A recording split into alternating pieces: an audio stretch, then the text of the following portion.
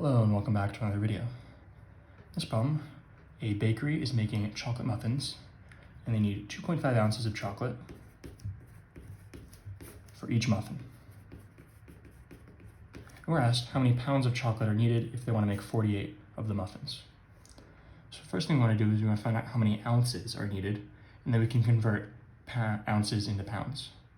So if we have 2.5 ounces per muffin, we multiply that by 48 muffins. When we do this multiplication, the muffin unit, quote unquote, cancels out. We get 2.5 times 48 ounces.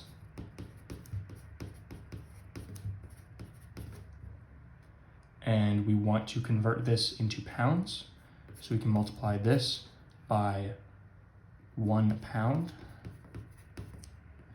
is equal to 16 ounces.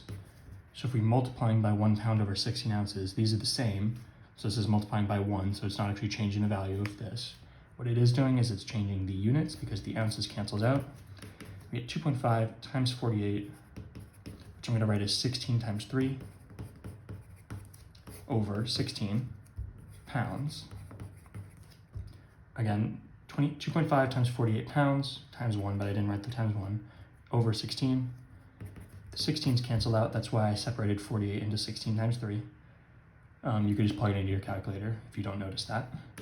So you have 2.5 times 3 is 7.5 pounds. Is how many pounds of chocolate is needed to make 48 muffins. So 7.5A is going to be your final answer.